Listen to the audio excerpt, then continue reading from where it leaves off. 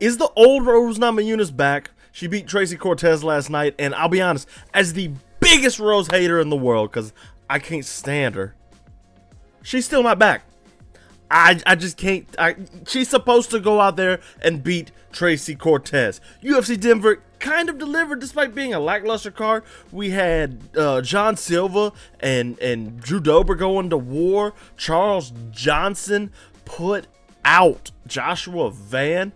There was so much interesting stuff, all headlined by is the old Rose Namajunas back. Because if you remember in the last podcast that we had, I don't think 125 is it for Rose Namajunas. I just don't. I don't know why. Okay, so yeah, Rose Namajunas is a great fighter. She is a fantastic fighter, actually. One of the best the women's division has ever seen. She has so much potential, but she just drops the ball. She's 13-6 as a professional fighter. A two-time champion, great. That looks good, all right? But 13-6, she drops the ball. She was supposed to beat Tracy Cortez, who came in on 2 weeks' notice. She was supposed to. Like, okay. We don't rate Tracy Cortez that high. She fights once a year. She's never fighting. Tracy Cortez, I don't even know if Tracy Cortez is actually a real fighter. She got the skills, yes. But Rose Namajunas always should have beat Tracy Cortez. She's on a 2-fight winning streak now, and Amanda Ribas, her last win, was much better. She was supposed to fight Macy Barber. Let's run that one, right? I called for that one right after the Rose Namajunas fight. That's a fantastic fight. And it's a good test to see just where Rose's physicality is. Because when she's going from 115 to 125, yeah, 10 pounds doesn't sound that much, but when you're 115 pounds, it's just under 10% of your weight you have to fight up. Whereas if you're fighting at like 145 to 155, it's a little bit less, right? It's like 7%. So, forgive me if I'm still not sold on the fact that the old Rose Namajunas is back. I don't think she is. I think she's regressing as a fighter, and it's crazy too, because I've got her right here. How old is she? She's only 32 years old. But she's getting older, and this fight with Tracy Cortez, man, she got out unscathed, but she turns 33, or she just turned 32, so she's got another year for it. But now she's going to have to waste a whole nother camp, a whole nother 6 weeks, because we know Rose wants her long camps. She's going to waste that on fighting probably Macy Barber. Will she move up in the rankings? She might. You know, I'm pulling up the rankings here. She's not going to jump Manon Fiorot. Macy Barber probably not jumping Erin Blanchfield. She might jump Andrade. So you got Grasso, Shevchenko number 1, Manon Fiorot, Blanchfield 3, Macy Barber 4, Andrade 5. I could see him putting Rose Namajunas over Macy Barber. I mean, over Jessica Andrade. But yeah, I don't know if the old Rose is back. I don't even know if there ever was an old Rose. She's like this mythical fighter. You know, she fought her way to the top, beat Angela Hill, Paige Van Zandt, and Tisha Torres. Lost to Karolina Kowalkiewicz in a split decision. Beat Michelle Waterson, and then fought for the title, knocked out Joanna Jędrzejczyk, beat her again, and then lost to Jessica Andrade after one title defense. She wins 3, then loses. Wins 3, and then loses. So she might win her next fight because she's on a 2-fight winning streak. But she lost to Carla Esparza for the title. And you remember that fight. It's one of the most boring fights I have ever seen. So I don't know. I don't know if the old Rose Namajunas is back. And I personally, I kind of don't care if the old Rose Namajunas is back. I don't know if she's, I don't know how great she is, really. Because everybody always, a lot of people talk about how, oh yeah, she's a great fighter. Her record just doesn't reflect it.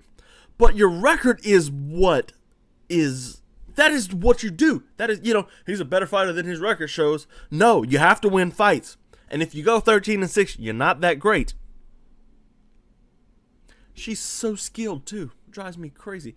She looked good, head movement and all that. But she let go of Trevor Whitman to have Pat Barry in her corner, her husband. I mean, whack, right? Am I right? Is Pat Barry a good coach? Telling her you're doing exactly what you want, telling her to pull back in this fight? No. Not good at all. I'm a hater. If you're going to call me a hater in the comments, go ahead. Call me a hater. I'll admit to it now. I'm a Rose Namajunas hater. Tracy Cortez had no answers for her. Zero. But did we expect her to? And she did kind of start to have answers in that 5th round when she realized she had to go for broke. And we're going to talk a lot about how Rose Namajunas fought here, because she fought smart, she fought well, and she did some cool things like with the takedowns and stuff, just timing her shots. Because Namajunas comes in and pow, hits a takedown quick. But from the beginning of that first round, Tracy Cortez, who basically lost a fake eyelash, which is absurd, right? Had no answers after she got knocked down with a 1-2. Didn't want to wrestle, couldn't wrestle. Namajunas did a great job. Rose Namajunas did a fantastic job of stopping the takedown. Ugh, it just frustrates me, man, because we get these fights and they're the main event. Like, put this as a co-main and I'm fine. I'm happy. But instead you've got main event. Rough. Cortez had no answers whatsoever. It was really sad to see because, you know, Tracy Cortez, a lot of people like her. And I understand why. But that's not going to win you fights. Your looks don't win you a fight. And Tracy Cortez, she's a great wrestler. But when someone puts up a little bit of resistance, we see this weekend, it doesn't go well for her. And Dominic Cruz was talking about he was talking about the great wrestlers out of Arizona, and he said Tracy Cortez, Henry Cejudo, I think he mentioned Roman Bravo Young, which is really cool. And he's like, and myself, and I'm like, all right, bro, whatever you say. But yeah, so Cortez, she couldn't get the takedown, so she's like, all right, well, I'm gonna strike with her. I'm a bigger girl, I can knock her out, right? Rose is actually not that easy to knock out, as we all seen with Manon Fiorot, who's huge for 125. And obviously, Manon Fiorot doesn't hit too hard, but so Cortez is like, I'm gonna have to knock her out, and she's swinging wild, and Rose is doing some great things. You know, the dipping, let's see, so dip and jab and a whole bunch of other things. That kind of really, you know, like head movement she did really well, and I felt like it was a lot of Tracy Cortez like telegraphing what she does. Like, she's not the best striker in the world for sure. When she gets you on the ground, she kind of batters you up, and that's what Tracy Cortez needed to do, but she couldn't do it. I'm not going to sit here and grill Tracy Cortez too much though, because this was 2 weeks notice, man. Like, okay, great, you know, you stepped in. It should have been Macy Barber who was in the crowd. I would have liked to see that, because I have the hunch that Macy Barber was going to literally like pin her against the fence and push on her all night, which would have been worse. It would have been a worse fight probably with Macy Barber, but I think Macy Barber would have won. And as a self-proclaimed Rose Namajunas hater, I'd have been happy. You know, let's get this career over with. She doesn't want to fight. She only wants to win, and like, you don't always win in fighting, and yeah. So, you know, no answers for Tracy Cortez on short notice. I don't think even if with a full camp, this fight would be that much different. Cortez might have had a little bit better luck with the takedowns and such, sure. But, yeah, you know, like, this whole card is kind of Muslim Salikov edged Santiago Ponzinibbio. You know, Salikov gave up a bunch of takedowns. Like a bunch of takedowns. Like 3 or 4 of them to Santiago Ponzinibbio, the ghost of them. These two guys are ancient. Like, Ponzinibbio's 37, and he's had like 3-4 year injuries, and then Muslim Salikov's 40. Like, this is the co-main event we're watching, guys.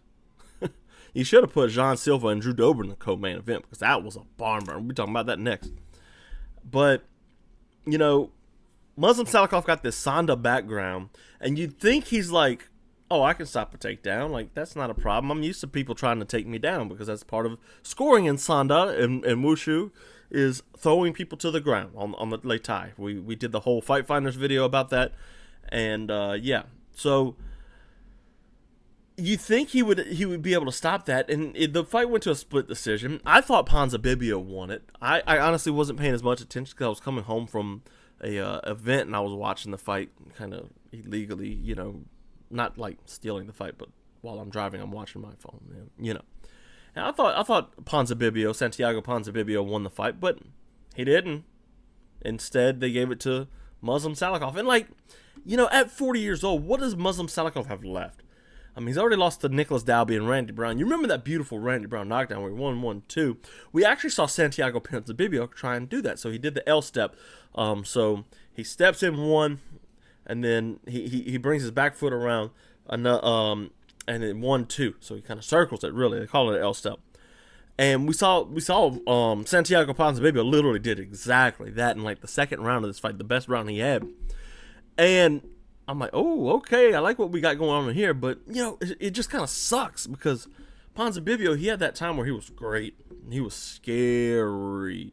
Like, from 2017, 2018, 2019, he was supposed to fight, right? And then he didn't come back until 21 against Li Jingliang, and he's just been off since. Beat Miguel Baeza, Jeff Neal, and Michelle Pereira beat him. Beat Alex Morono.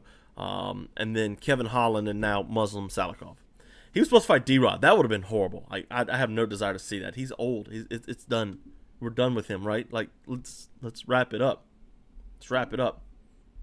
The best fight of the night, obviously, was John Silva and Drew Dober. Good Lord. Now, first of all, John Silva was very distracted in this fight.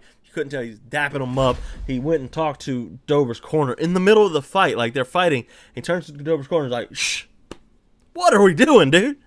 You got to pay attention. I know you're trying to put on and have a, you know, entertaining fight. He moved up to 14-2. You know, 2 weeks ago he beat Charles Jourdain and he missed weight, so he's fighting at 55 now because that was a 45 fight. But like John Silva, though, if you're watching him, this guy's great. He has bricks for hands. And thinking, you know, like, oh, at 145 he won't have as much power. Or 155 he won't have as much power as 45. He's not as big. Drew Dober's got an iron chin, and he battered Drew Dober up. And Drew Dober did look like he was coming on strong at the end of that. He really did. But it was a spinning back elbow that really kind of sliced open Drew Dober's eye right here. It was rough. Ooh, it was rough, guys. And, you know, kind of, the doctor let it go after round 2, but the more John Silva worked on it, he was like looking to count. He was so fast looking on the counter with these big shots. He has all this power and he has all these big shots, all of it at the same time. And it's like, man, he is the real deal. And his cardio, he was in Denver and he didn't gas. He looked like he was going to be able to go this. Now he was a little bit more tired, yes, but man, he looked good. I can't wait to see him against somebody like, I don't know, who else do they have in that division? Like, because Drew Dober's a good one. Bobby Green would be a fun one. Bobby Green could like style on him and stuff. Let's see, pull up the best lightweight fighters. Yeah, who would be some dream matchups here? Joel Alvarez, Drew Dober, Drakkar Klose, Ludovic Klein. There we go. Let's get violent. That's the one I want. I don't have anything else. Thiago Moises, boo. You know, Ishmael Bonfim, who won? Was that Bonfim that won this card? I think so. He's out of that Fighting Nerds camp, which is really good. Cal Barallo and a couple other guys. Let's see who's in that camp real quick before we move there. Let's see. Felipe Bacau Douglas. Wow. Eder Gama, Carlos Paredes, Cal Barallo, John Silva. Yeah, this is a good camp, dude. And a bunch of Brazilian guys. So, Marcusio Ruffi, one shot. Like, that's at the end of his name. That's a bit weird. But anyway, so, yeah, he got the win. No, Gabriel. It wasn't Ishmael. It was Gabriel Bonfim that got the win on the main card. But, yeah, John Silva's great. He needs to be a little bit more focused, though. Like, he's just pay attention, big dog. Come on, let's pay attention because, woo! Yeah, Gabriel Bonfim beat Angelusa. Julian Arosa got a win over Rodriguez, which was great. Cody Brundage and Abdulrazak Al Hassan ended in the first round. 37 seconds of the first round when Al Hassan was throwing some elbows after a Cody Brundage shot. And Brundage faked like he got hit in the back of the head. The replay showed he obviously didn't. Ended in a no contest. Thank God it wasn't a loss for Abdulrazak Al Hassan. But yeah, Charles Johnson murdered Joshua Van, who was looking really good in their fight. Everybody was really really high on Josh Van coming into this, and Charles Johnson's been a tough test for everybody. We talked about it with Rose, like the 16-6 record. Don't let it fool you. He's like a trap fight. Okay, I'm not gonna say like, oh, he's a great fighter because he's 16-6. His record lies to him, but he is a trap fight. So like, remember, Muhammad Mokaev couldn't take him down, but he's beat Zhalgas Zumagulov, Jimmy Flick. Then he fought Cody Durnett and lost. It's like, what is happening? But he's on a 3-fight win streak now. A win over Joshua Van. 3rd round knockout. The uppercut. He had him hurt. It was just a beautiful uppercut right up the middle. And it was just like, you're dead.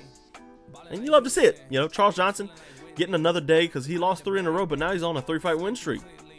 Great. You know. Jasmine Jasudavicius beat Fatima Klein. Jasmine's good. She's fun.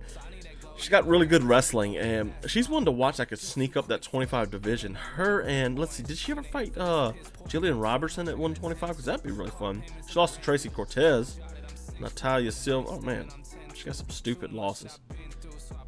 Yeah, but no, she has not. That would be a fun one. Her and Jillian Robertson. Jillian has a lot of, like, submission wins, and Jasmine, like, is, yeah, top heavy.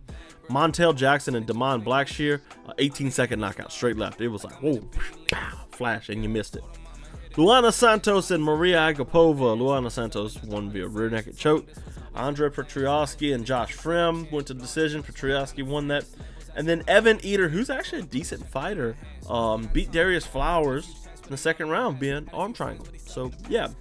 I mentioned Fight Finders, the episode 2, which we'll put right here, wherever, whichever way, was the World Wushu Championships, the World Sanda Championships, and we went and filmed Team USA. If you haven't checked that out, the Fight Finder series is my baby. I was going around watching fights and trying to tell the story about the fights. We got number 4 almost finished with another Bare Knuckle episode, this time about the history of Bare Knuckle, the Gazette, Police Gazette title and all that. So go watch the Wushu episode. Go watch the Bare Knuckle episode after that, and you will really enjoy episode 4.